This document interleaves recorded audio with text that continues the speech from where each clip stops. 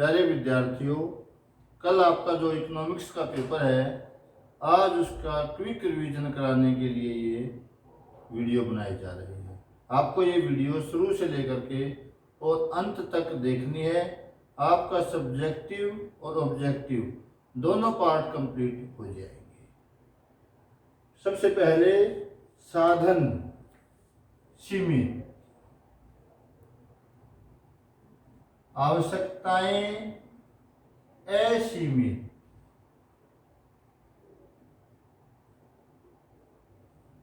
और साधनों के वैकल्पिक प्रयोग।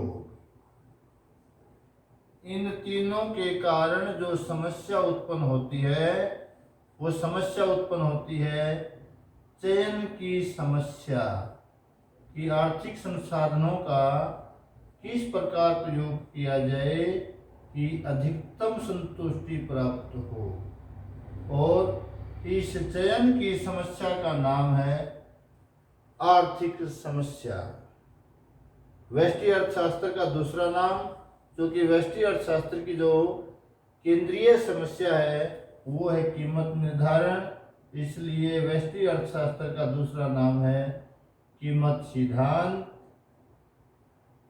और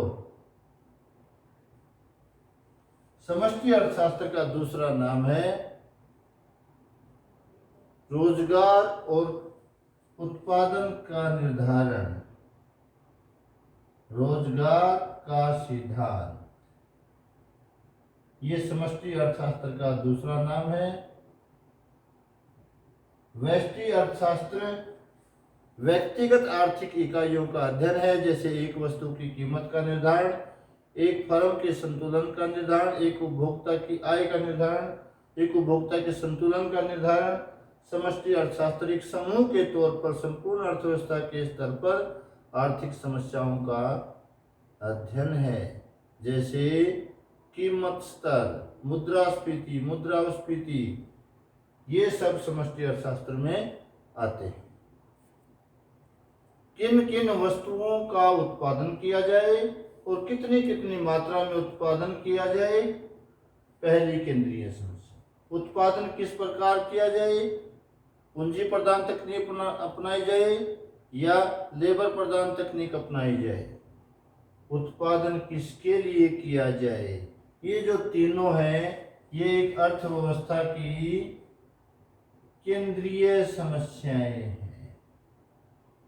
एक अर्थव्यवस्था की तीन केंद्रीय समस्याएं हैं, किन किन वस्तुओं का उत्पादन किया जाए, कितनी कितनी मात्रा में किया जाए, उत्पादन किस विधि से किया जाए और उत्पादन किसके लिए किया जाए।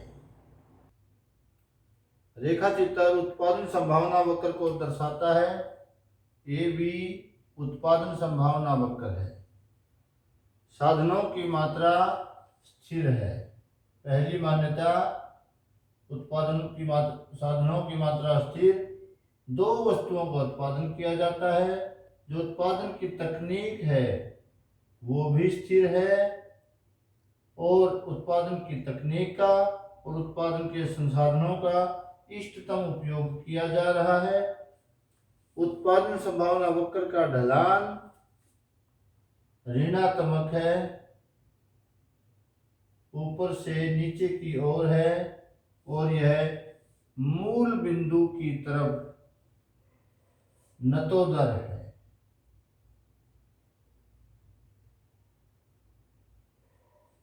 बिंदु बी जो है संसाधनों का, जो उत्पादन संभावना वक्र के नीचे का प्रत्येक बिंदु, जैसा कि इसमें बिंदु बी है, संसाधनों का अकुशल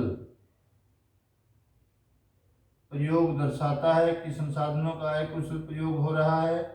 और बिंदु ए जो है ये अप्राप्य संयोग है, इसे हम प्राप्त नहीं कर सकते, हमारे पास संसाधन इतनी मात्रा में नहीं है। उपभोक्ता की आय दी हुई है। उपभोक्ता दो वस्तुएं खरीदता है, एक्स और वाई। एक्स वस्तु की कीमत जो है पी एक्स है, वाई वस्तु की कीमत पी वाई है। यदि आय को px से भाग करें तो हमें यह बिंदु मिलता है, और यदि I को y वस्तु की कीमत से भाग करें तो हमें यह बिंदु मिलता है, और इन दोनों बिंदुओं के मिलाने से जो ये रेखा प्राप्त हुई इसका नाम है बजट रेखा। ध्यान से देखो, यह बजट रेखा सीधी रेखा है। ये मूल बिंदु की ओर न नतोदर है न उन्नतोदर है, यह सीधी रेखा है।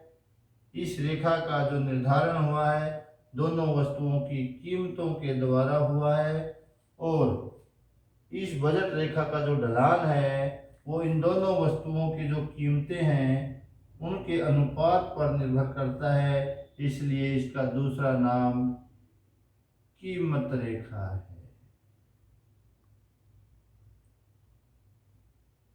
कीमत रेखा या बजट रेखा दो वस्तुओं के उन विभिन्न संयोगों को दर्शाता है जिन्हें उपभोक्ता एक दी हुई आय पर और दो वस्तुओं की दी हुई कीमतों पर खरीद सकता है।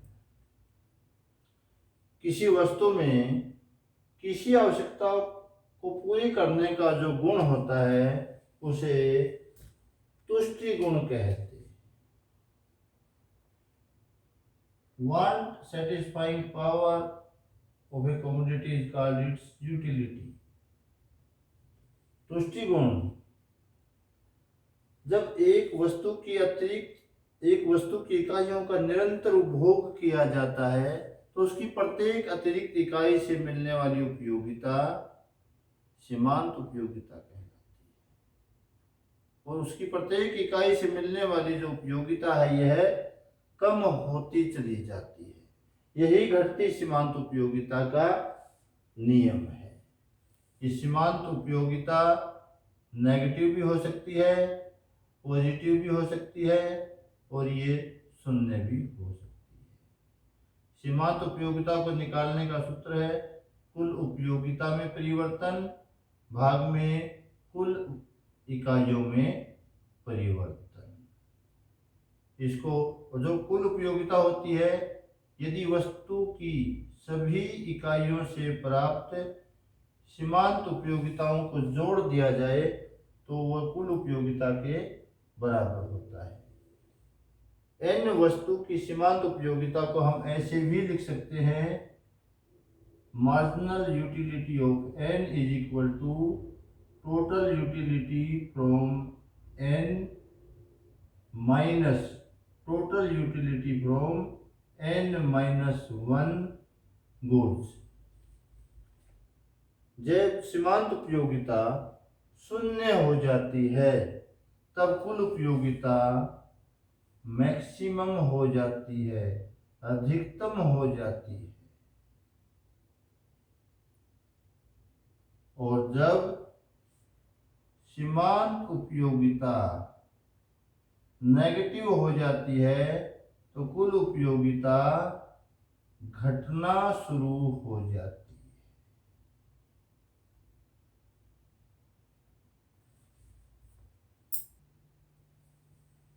यह उत्पादन संभावना वक्र है AB। उत्पादन संभावना वक्र दो वस्तुओं X और Y के उन विभिन्न संयोगों को दर्शाता है जिनका उत्पादन हो रहा होता है। यदि यह उत्पादन संभावना वक्र ऊपर की तरफ चला जाए, इसका मतलब है संसाधनों की जो मात्रा है वो बढ़ गई, और यदि उत्पादन संभावना वक्र नीचे की तरफ आ जाए,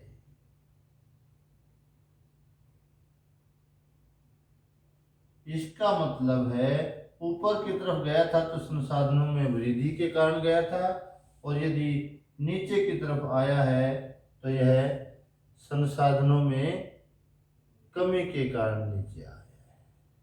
उत्पादन संभावना वक्र का ऊपर की ओर सरकना संसाधनों में वृद्धि, नीचे की तरफ सरकना संसाधनों में कमी। अब हम देखेंगे कि उत्पादन की तकनीक में परिवर्तन का उत्पादन संभावना वक्र पर क्या प्रभाव पड़ता है। यदि एक्स वस्तु की उत्पादन की तकनीक में वृद्धि हो जाए, प्रोग्रेस हो जाए, और वाई वस्तु की तकनीक में कोई वृद्धि ना हो, कोई प्रोग्रेस ना हो, तो एक्स वस्तु का जो उत्पादन होगा पहले से अधिक मात्रा में होगा, क्योंकि वाई वस्तु की टेक्निक में कोई परिवर्तन नहीं हुआ, कोई प्रोग्रेस नहीं हुआ है, इसलिए उसकी मात्रा उतनी ही रहेगी। यह दर्शाता है एक्स वस्तु की टेक्निक में प्रगति। और यदि उत्पादन संभावना वक्र इस प्रकार का है, अब जो है वाई वस्तु का अधिक उत्पादन हो रहा है, जबकि एक्स वस्तु का उत्पादन उतना ही हो रहा है। इसका मतलब है वाई वस्तु की जो उत्पादन की तकनीक है उसमें प्रगति हुई है। और यदि ये इस प्रकार का हो कि दोनों ही वस्तुओं का उत्पादन बढ़ गया है, इसका मतलब है दोनों वस्तुओं के उत्पादन की तकनीक में प्रगति हुई। उत्पादन संभावना वक्र का ए बिंदु दर्शाता है कि जो एक्स वस्तु है उसका उत्पादन होता है, मान लीजिए ओ एक्स, और वाई वस्तु का उत्पादन होता है ओ वाई। सी बिंदु दर्शाता है कि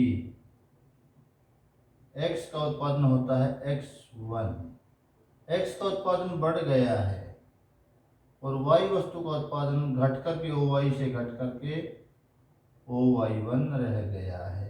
यदि हम इस बिंदु को नाम दें बी बिंदु, एक्स वस्तु का उत्पादन बढ़ने के लिए जो उत्पादन बढ़ा है एक्स एक्स वन, उसकी वजह से वाई वस्तु का उत्पादन वाई वाई वन घटा है। यह सीमांत अवसर लागत है। और यदि हम कहें कि सी बिंदु से ए बिंदु की तरफ आए तो फिर वाई वाई वन मात्रा बढ़ाने के लिए एक्स एक्स वन मात्रा घटती है। तो ए बी भाग में बी सी और बी सी भाग में ए बी, ये दोनों ही सीमांत अवसर लागत है। दोनों आपको दोनों ऑप्शन मिलेंगे, A B divided by B C divided by A C. तो दोनों ही सीमांत अवसर लागत है, ए बाई ए बी भाग में बी सी भाग में ए बी। उपभोक्ता संतुलन का अर्थ है कि उपभोक्ता को अधिकतम संतुष्टि प्राप्त हो रही है। अधिकतम संतुष्टि, तो ये अधिकतम संतुष्टि कब प्राप्त होती है? जब वह अपनी आय को इस प्रकार से खर्च करता है कि एक्स वस्तु से मिलने वाली सीमांत उपयोगिता को जब उसकी कीमत से भाग करें और वाई वस्तु से मिलने वाली सीमांत उपयोगिता को जब वाई वस्तु की कीमत से भाग करें, ये दोनों बराबर हों, ना इन दोनों के बीच में ये निशान हो ज़्यादा का ना कम का। दोनों के बीच में संतुलन की स्थिति में बराबर का निशान होगा और उपभोक्ता को अधिकतम संतुष्टि प्राप्त होगी। जहाँ तक फर्म के संतुलन का अर्थ है, फर्म को अधिकतम लाभ हो रहा होता है। जब एक फर्म को अधिकतम लाभ हो रहा है तब वो फर्म जो है संतुलन की स्थिति में होती है, और ऐसी स्थिति में फर्म की जो सीमांत लागत है वो सीमांत आय के बराबर होती है और सीमांत लागत वक्र MR वक्र को नीचे से काटता है।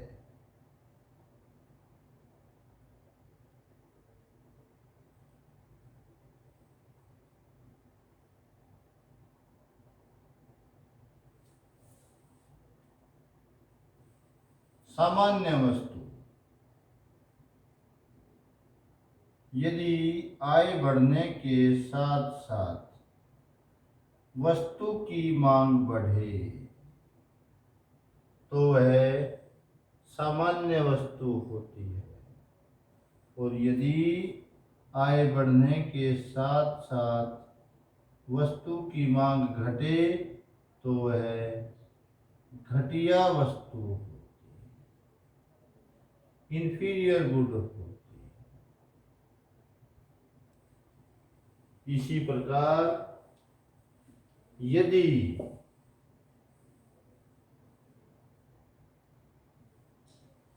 कीमत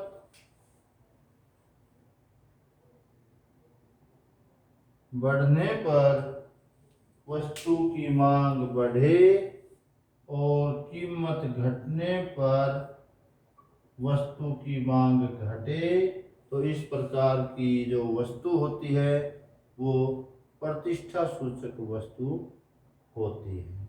अर्थात सामान्य वस्तु में आय का और मांग का धनात्मक संबंध होता है, घटिया वस्तु में इंफीरियर गुड में इनका संबंध जो है वो ऋणात्मक होता है, और जो प्रतिष्ठा सूचक वस्तुएं हैं उनका कीमत और मांग का जो संबंध है वो धनात्मक होता है।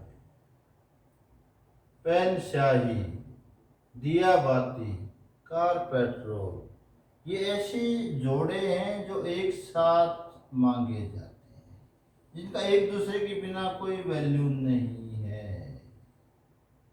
ऐसी वस्तुएं जो एक साथ मांगी जाती हैं, पेन स्याही, दिया बाती, कार पेट्रोल, इन्हें पूरक वस्तुएं कहते हैं, और इन वस्तुओं की मांग क्योंकि एक साथ ही होती है इसलिए इनकी मांग को संयुक्त मांग कहते हैं।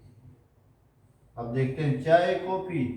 चाय के स्थान पर कॉफी पी जा सकती है, पेप्सी की जगह कोका कोला पिया जा सकता, कोक पिया जा सकता है, लिरिल साबुन की जगह लक्स साबुन से नहाया जा सकता है।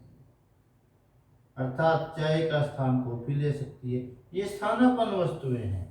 स्थानापन्न वस्तुएं वे वस्तुएं होती हैं जो एक दूसरे के स्थान पर प्रयोग की जा सकती है, ये स्थानापन्न।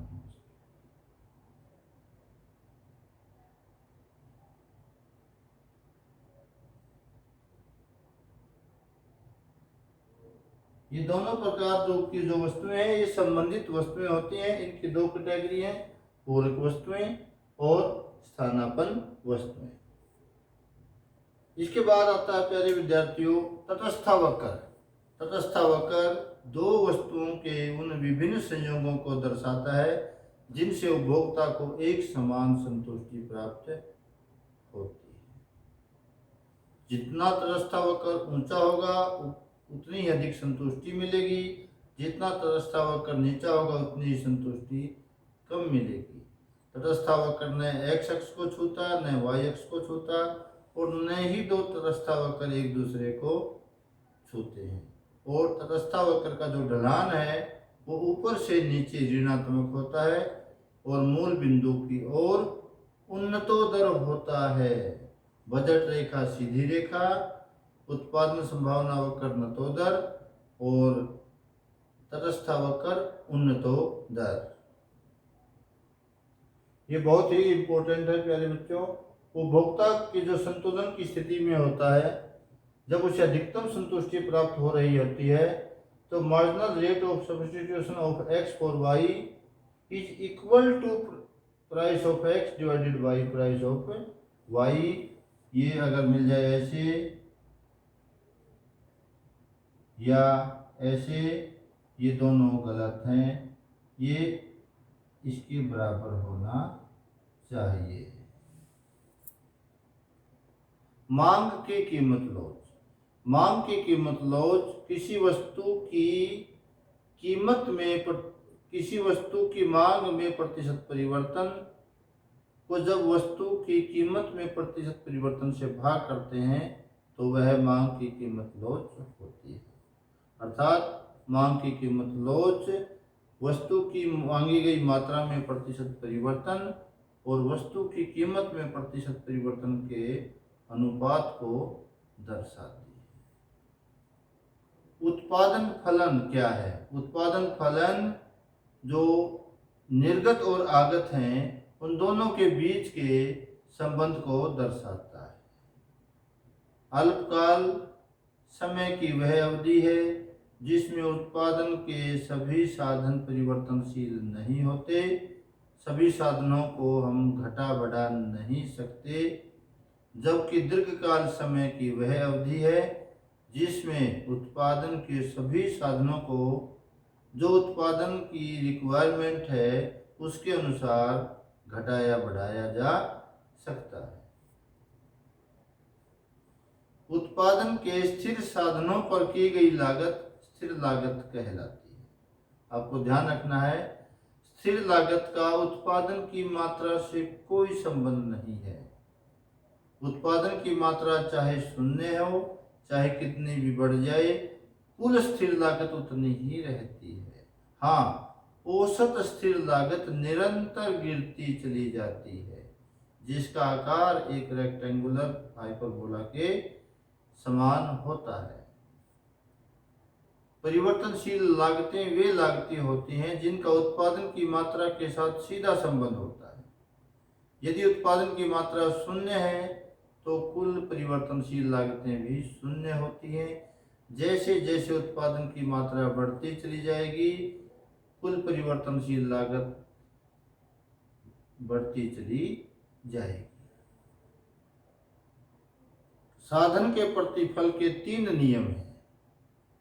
जब उत्पादन के बाकी सभी साधनों को स्थिर रखते हुए केवल परिवर्तनशील साधन की इकाइयों को बढ़ाया जाता है और सीमांत उत्पादन बढ़ता चला जाता है तो वह साधन का बढ़ता प्रतिफल है। और यदि उत्पादन के अल्पकाल में उत्पादन के बाकी सभी साधनों को स्थिर रखते हुए केवल परिवर्तनशील साधन की इकाइयां बढ़ाते चले जाएं और सीमांत उत्पादन उतना ही रहे तो यह साधन का समान प्रतिफल का नियम। और यदि अल्पकाल में उत्पादन के बाकी सभी साधनों को स्थिर रखते हुए केवल परिवर्तनशील साधन की इकाइयों को बढ़ाया जाए और सीमांत उत्पादन घटता चला जाए तो यह साधन के घटते प्रतिफल का नियम है। साधन का घटता बढ़ता समान प्रतिफल का नियम ये अल्पकाल में ही लागू होते हैं जब उत्पादन के सभी साधन परिवर्तनशील नहीं होते।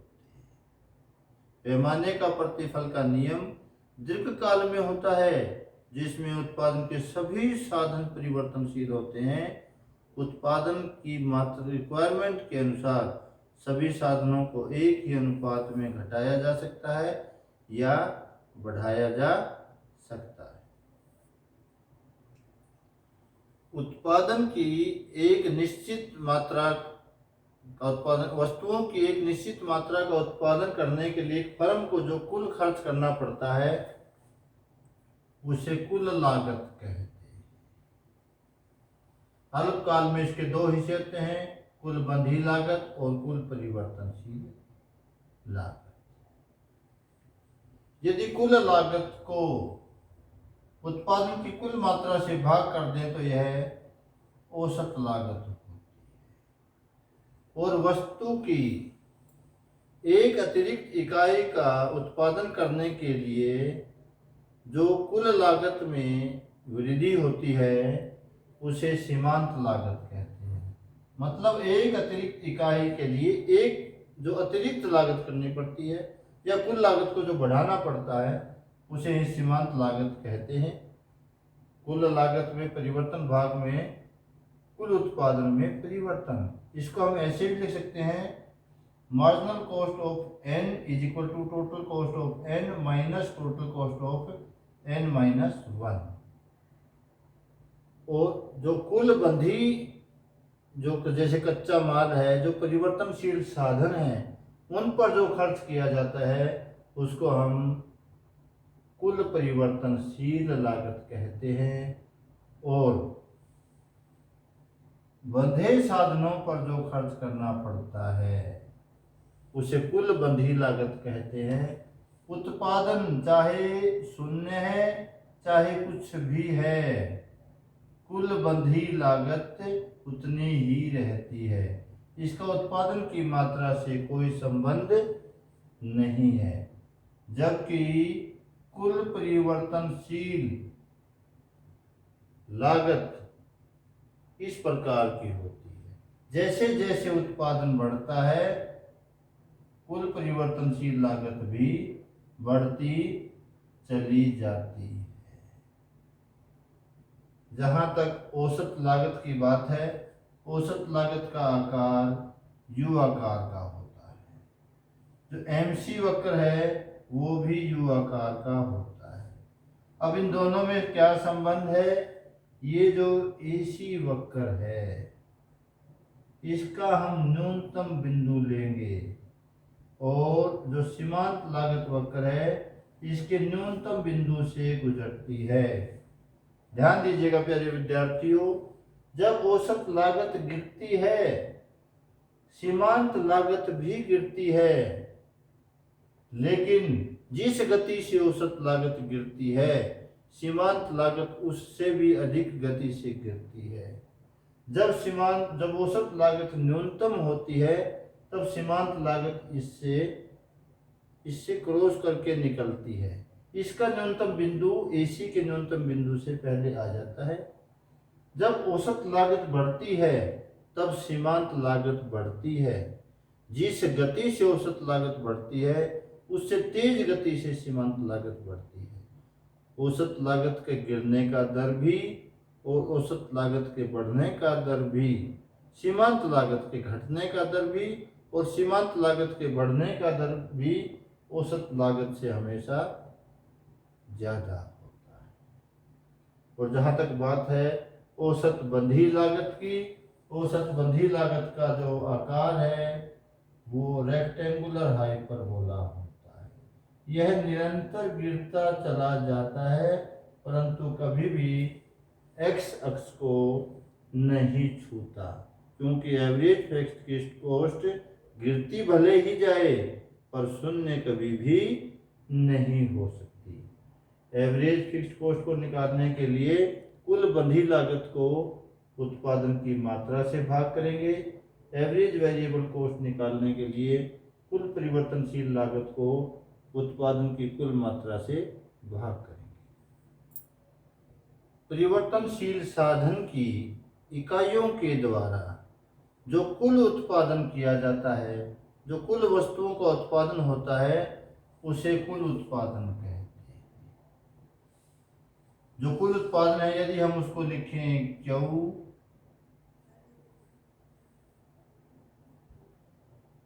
और कुल उत्पादन को हम लिखेंगे टीपी,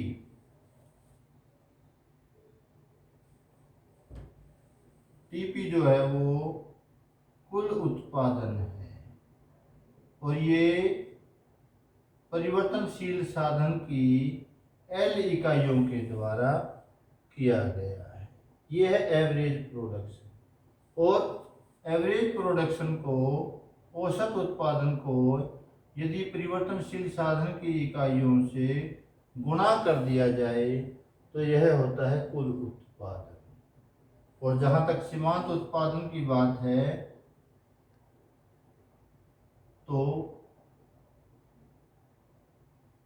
n इकाइयों के द्वारा, परिवर्तनशील साधन की n इकाइयों के द्वारा जो कुल उत्पादन होता है उसमें से परिवर्तनशील साधन की n-1 इकाइयों द्वारा जो कुल उत्पादन होता है उसको यदि हम घटा दें तो यह सीमांत उत्पादन होता है। बहुत ही इंपॉर्टेंट है, इसमें आता है जब सीमांत उत्पादन शून्य होता है तब कुल उत्पादन अधिकतम होता है। जब सीमांत उत्पादन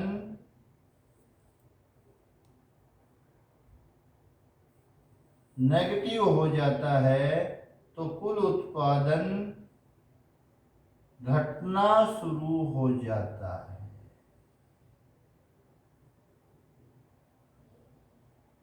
जब सीमांत उत्पादन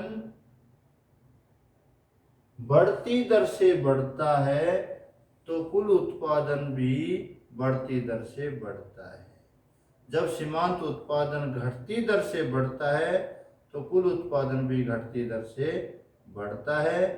जब सीमांत उत्पादन शून्य हो जाता है तब कुल उत्पादन अधिकतम हो जाता है, और जब सीमांत उत्पादन ऋणात्मक हो जाता है तो कुल उत्पादन घटना शुरू हो जाता है। अर्थात सीमांत उत्पादन धनात्मक भी हो सकता है, शून्य भी हो सकता है और ऋणात्मक भी हो सकता है। फर्म को उत्पादन की एक निश्चित मात्रा बेचने से जो कुल धन प्राप्त होता है उसे टोटल रेवेन्यू कहते हैं। यदि वस्तु की कीमत 5 है और बेची गई मात्रा Q है तो कुल आय P इंटू Q के बराबर। जहाँ तक औसत आय की बात है, फर्म के द्वारा जो एक इकाई वस्तु बेची जाती है, प्रति इकाई से जो प्राप्त आय है, प्रति इकाई बिक्री से जो प्राप्त आय है वो औसत आय कहलाती है। इसके लिए कुल आय को हम बेची गई मात्रा से भाग कर देंगे। जहाँ तक सीमांत आय का मतलब है, वस्तु की एक अतिरिक्त इकाई बेचने से कुल आय में जो वृद्धि होती है, या वस्तु की एक इकाई कम बेचने से कुल आय में जो कमी आती है उसे मार्जिनल रेवेन्यू कहते हैं। MR of N is equal to total revenue from the sale of N minus total revenue from the sale of N minus 1 goods. तो ये है औसत आय, औसत आय, कुल आय और सीमांत आय। एक चीज और ध्यान रखना प्यारे विद्यार्थियों, औसत आय और कीमत एक ही बात होती है। टोटल रेवेन्यू हमने किया था price into Q divided by Q, Q से Q गया P। औसत आय में और वस्तु की कीमत में कोई अंतर ही नहीं होता। बहुत ही इंपॉर्टेंट है, कुल आय वक्र का आकार उल्टा U अर्थात इस प्रकार का होता है। प्यारे विद्यार्थियों, पूर्ण प्रतियोगिता में जो है AR और MR दोनों एक समान, एक ही होते हैं। ये जो AR वक्र है ये X अक्ष के समानांतर है। जो औसत आय वक्र होता है फर्म का, उसको हम उसका मांग वक्र भी कह सकते हैं। यदि आपसे पूछा जाए कि पूर्ण प्रतियोगिता बाजार में फर्म का मांग वक्र कैसा होता है तो यह पूर्णतया लोचदार होता है। एकाधिकार में जहां विक्रेता केवल एक ही होता है वही फर्म है, वही उद्योग है। इस स्थिति में AR वक्र इस प्रकार का होता है, ऊपर से नीचे की ओर, और MR हमेशा AR से नीचे ही होता है, ये इस प्रकार का होता है। जहाँ तक एकाधिकारी प्रतियोगिता की बाजार की बात है, वहाँ पर विक्रेता बहुत होते हैं और सभी का सामान मिलता जुलता होता है, जिसे एक दूसरे के स्थान पर प्रयोग किया जाता है। अर्थात सभी की वस्तुएं निकट प्रतिस्थापन होती हैं। वहाँ जो फर्म का जो मांग वक्र है, औसत आय वक्र है, ये अधिक लोचदार होता है। आमतौर पर ये क्वेश्चन पूछा जाता है कि एकाधिकारी प्रतियोगिता और एकाधिकार बाजार में, इन दोनों में से किसका बाजार मांग वक्र, किसका जो है मांग वक्र अधिक लोचदार होता है। एकाधिकारी प्रतियोगिता बाजार में जो औसत आय वक्र है, जो मांग वक्र है, वो अधिक लोचदार होता है। फर्म सामान्य लाभ कमा रही है या असामान्य लाभ कमा रही है या फर्म को हानि हो रही है। इसके लिए हम दो चीज़ों की तुलना करते चले जाएंगे, एवरेज रिवेन्यू और एवरेज कॉस्ट। यदि एवरेज रिवेन्यू और एवरेज कॉस्ट बराबर हैं तो फर्म को सामान्य लाभ हो रहे, और यदि एवरेज रिवेन्यू औसत आय ज़्यादा है, औसत लागत कम है, फर्म को असामान्य लाभ हो रहे हैं। और यदि एवरेज रिवेन्यू कम है और एवरेज कॉस्ट औसत लागत औसत आय से अधिक है, इसका मतलब फर्म को हानि हो रही है। पूर्ति के नियम के अनुसार अन्य बातें समान रहने पर वस्तु की कीमत और वस्तु की पूर्ति में धनात्मक संबंध होता है। जैसे जैसे वस्तु की कीमत बढ़ती है वस्तु की पूर्ति बढ़ती है, जैसे जैसे वस्तु की कीमत घटती है वस्तु की पूर्ति भी घटती है। संतुलन कीमत क्या होती है? जिस कीमत पर वस्तु की कुल मांग उसकी कुल पूर्ति के बराबर हो जाती है वह संतुलन कीमत होती है। रेखा चित्र में एस एस वस्तु का पूर्ति वक्र है और डी डी जो है वस्तु का मांग वक्र है। ई बिंदु पर वस्तु की मांग और पूर्ति, यहाँ पर एग्रीगेट डिमांड और एग्रीगेट सप्लाई नहीं, हम डिमांड एंड सप्लाई करेंगे क्योंकि हम माइक्रो इकोनॉमिक्स पढ़ रहे हैं। ई बिंदु पर वस्तु की कुल मांग, वस्तु की मांग और वस्तु की पूर्ति दोनों बराबर हो जाती है। ये जो कीमत है ओपी कीमत, ओपी कीमत जो है ये संतुलन कीमत है। न्यूमेरिकल आएगा संतुलन कीमत, जो ऑप्शन मिले आपको, डिमांड बराबर है सप्लाई। अगर मिल जाए ए डी बराबर है ए एस, दोनों सही।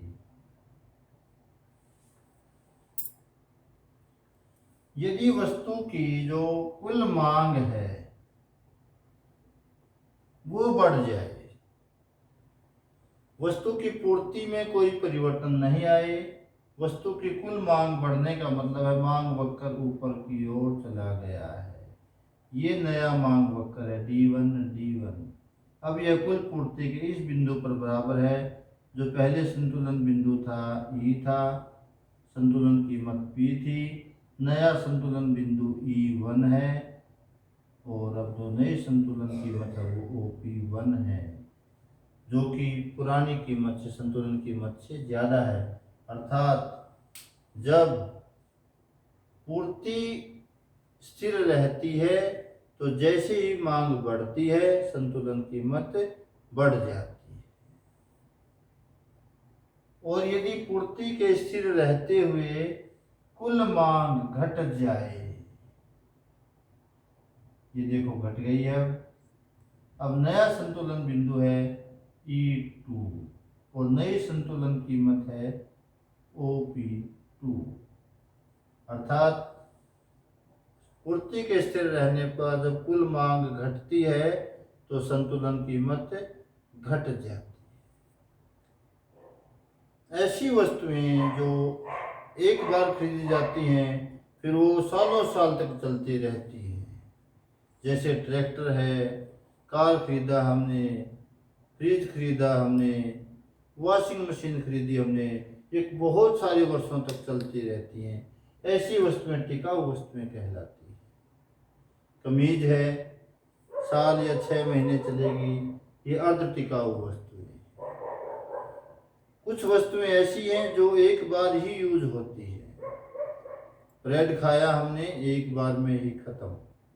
वस्तु का एक बार उपयोग किया और वो खत्म, उन्हें हम कहते हैं गैर टिकाऊ वस्तु। चौथा है सेवाएं। सेवाएं के अंदर वस्तु नहीं होती। डॉक्टर की सेवाएं, अध्यापक की सेवाएं, नौकरानी की सेवाएं, ये जो अभौतिक है, जो हमारी ज़रूरतों को प्रत्यक्ष रूप से पूरा करती हैं, उन्हें हम सेवाएं कहते हैं। तो कोई वस्तु कितने लंबे समय तक टिकती है, उसके आधार पर हम उसे टिकाऊ, अर्ध टिकाऊ और गैर टिकाऊ वर्गों में बांटते हैं। कोई वस्तु हमारे को कमा कर दे रही है तो वह पूंजीगत वस्तु है। जैसे हमने एक कार खरीदी है और हमने उसे एज ए टैक्सी यूज करते हैं, पूंजीगत वस्तु है। जब उसी कार को हम केवल अपने आने जाने के लिए इस्तेमाल करते हैं, तब वह उपभोग वस्तु है। एक ही वस्तु पूंजीगत वस्तु भी हो सकती है, उपभोग वस्तु भी हो सकती है। यह इस बात पर निर्भर करता है कि उसका प्रयोगकर्ता कौन है। इसी प्रकार से वस्तु का वर्गीकरण अंतिम वस्तु और मध्यवर्ती वस्तु में किया जा सकता है। जिस वस्तु का प्रयोग अन्य वस्तुओं के बनाने में किया जाता है, उन्हें मध्यवर्ती वस्तु कहते हैं। तो जिस वस्तु का एक बार प्रयोग किया और वो समाप्त, अंतिम प्रयोग करता है यूज करने वाला, उसको अंतिम वस्तु है। दूध को हमने पिया, अंतिम वस्तु है। दूध का हमने खोआ निकाला, दूध यहाँ पर मध्यवर्ती वस्तु है। एक ही वस्तु अंतिम वस्तु भी हो सकती है और मध्यवर्ती वस्तु भी हो सकती है। यह इस बात पर डिपेंड करता है प्रयोगकर्ता कौन है। ऐसे आर्थिक चर जिनका संबंध समय के एक निश्चित बिंदु से, आज हमारे पास कितनी संपत्ति है, आज हमारे पास कितनी पूंजी, आज इस समय स्टॉक कहलाते हैं।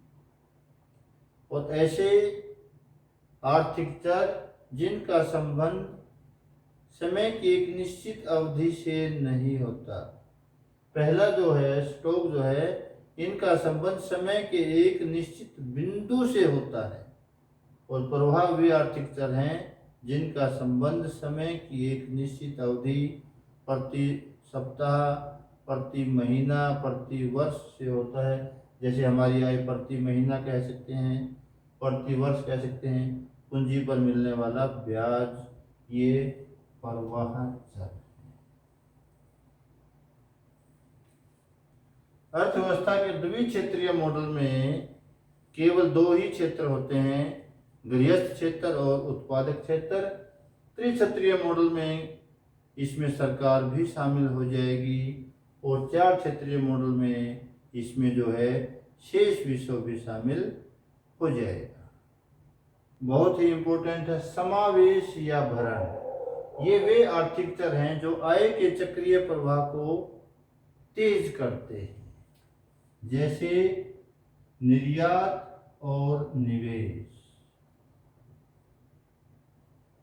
जबकि वे आर्थिक चर जो आय के चक्रीय प्रवाह की गति को कम करते हैं, जैसे आयात और बचत। ये वापसी या लीकेज, आयात और बचत, इन्हें वापसी या लीकेज या ये कहते हैं।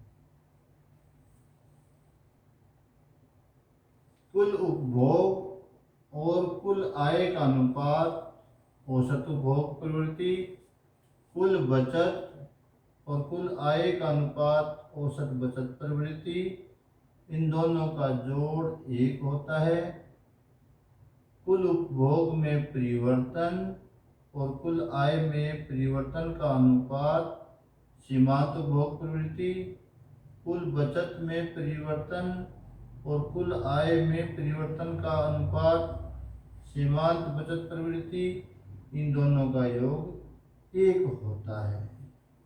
और एमपीसी और एमपीएस का निवेश गुणक के साथ गहन संबंध है। जैसे जैसे सीमांत उपभोग प्रवृत्ति बढ़ती है, निवेश गुणक बढ़ता है।